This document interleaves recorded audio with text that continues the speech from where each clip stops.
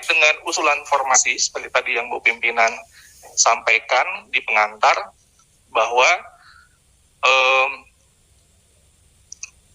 pada saat ini sebenarnya tersedia kebutuhan formasi di tahun 2022 itu sebesar 758.018 kebutuhan formasi kita. Saat ini statusnya pemerintah daerah itu mengusulkan formasi sebanyak 131.239 atau sebesar 17,3% dari total kebutuhan formasi. Nah, formasi ini seperti juga formasi di tahun 2021 itu sudah termasuk guru agama, guru seni budaya, guru muatan lokal, bahasa daerah, kesenian, PJOK, guru kelas TK. Namun memang masih belum maksimal dari total pengajuan yang sudah dilakukan. Jadi misalnya guru agama masih 16,7% dari total kebutuhan, guru seni budaya yang di dalam termasuk muatan lokal, bahasa daerah dan kesenian masih 23,2%, guru PJOK masih 16,3% dari total kebutuhan, dan guru kelas TK masih sebesar 28,4% dari total kebutuhan.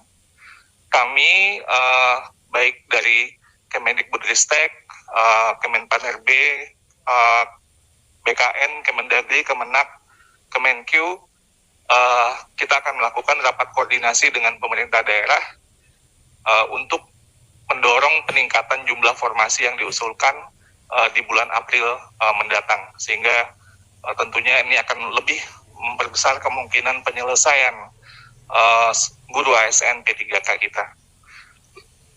Lanjut. Nah, ini tadi breakdown-nya. Kalau tadi gambaran umum, kalau sekarang kita bisa melihat ini mungkin Pemda yang mengusulkan dengan jumlah yang tinggi. Ada 47 Pemda yang telah mengusulkan 80% sampai 100% dari formasi kebutuhan di daerahnya. Ini ada Pemda-Pemda yang cukup tinggi pengajuan kebutuhan, dan memang ini yang kita ingin dorong. Selanjutnya ada Pemda, slide berikutnya, yang ini kira-kira cukup gitu ya, 60-80% dari formasi kebutuhan. Ini ada 35 Pemda yang telah mengajukan pengusulan formasi, kira-kira kategorinya cukup. Lanjut. Ada Pemda, 31 Pemda yang telah mengusulkan 40-60% dari formasi kebutuhan. Ini kira-kira kalau kategorinya kurang sebenarnya dari kebutuhan yang ada. Ini ada 31 Pemda. Lanjut. Nah, ada yang mengusulkan itu kurang dari 40% dari formasi kebutuhannya. Ini ada 244 Pemda. Ini mungkin kurang sekali gitu ya sebenarnya dari kebutuhan yang ada. Lanjut, ini mungkin agak banyak slide-nya. Terus, ya lanjut. Nah, ada 191 Pemda yang belum mengusulkan formasi sama sekali. Nanti mungkin bisa dilihat Pemda-Pemdanya. Lanjut. Jadi ini gambaran ketika kita breakdown, tadi potret secara nasional, per kabupaten kota, kira-kira begini potretnya dalam hal pengajuan formasi. Lanjut. Untuk alokasi anggaran 2022, Dirjen Perimbangan Keuangan juga telah memberikan surat edaran, ini SE Dirjen Perimbangan Keuangan nomor S204/PK/2021 tertanggal 13 Desember 2021 kepada seluruh gubernur, bupati, wali kota tentang perhitungan anggaran P3K guru dalam alokasi DAU tahun anggaran 2022. Di mana dijelaskan di sini beberapa hal yang bisa kita highlight adalah pertama, kebutuhan gaji pokok P3K guru 2021 itu sudah dialokasikan sebanyak 14 bulan gaji, termasuk gaji tunjangan hari raya dan kebijakan gaji ke-13, dengan asumsi bahwa penggajian P3K guru dimulai sejak Januari 2022.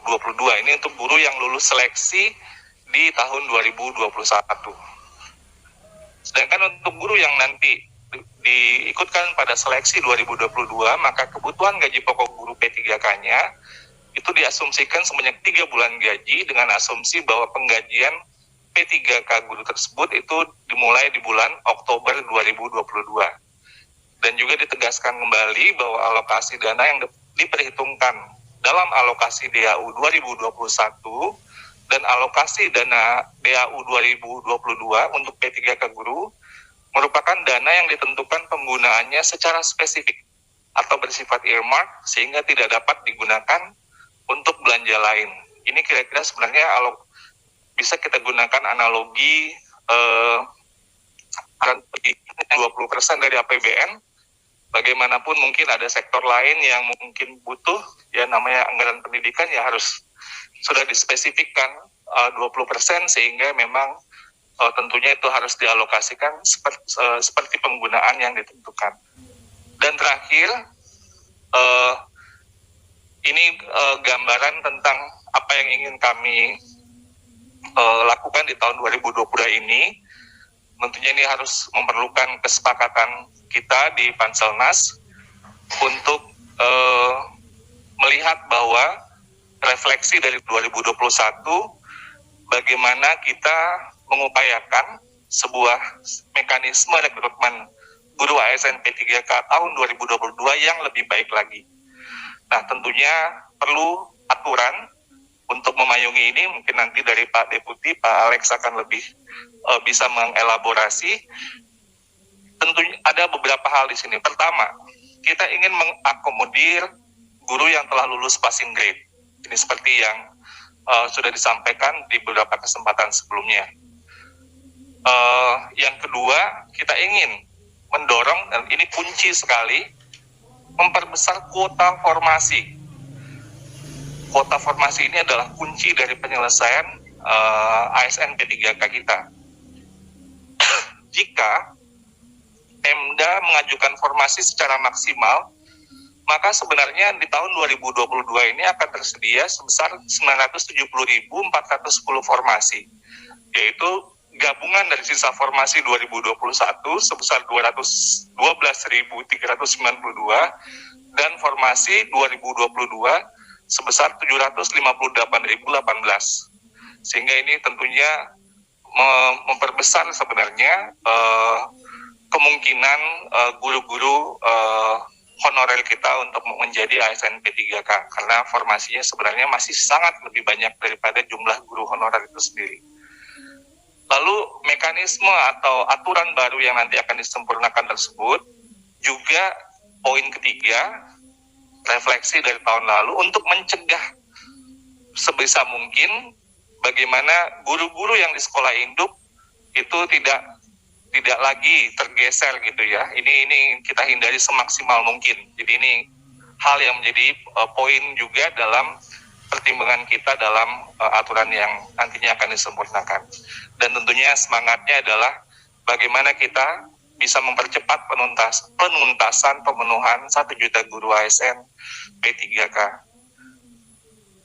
Ibu pimpinan dan para anggota Komisi 10 yang saya hormati, mungkin sekian dulu dari saya, akan dilengkapi oleh nanti dari KL yang lain. Wabillahi taufiq wal hidayah. Wassalamualaikum warahmatullahi wabarakatuh.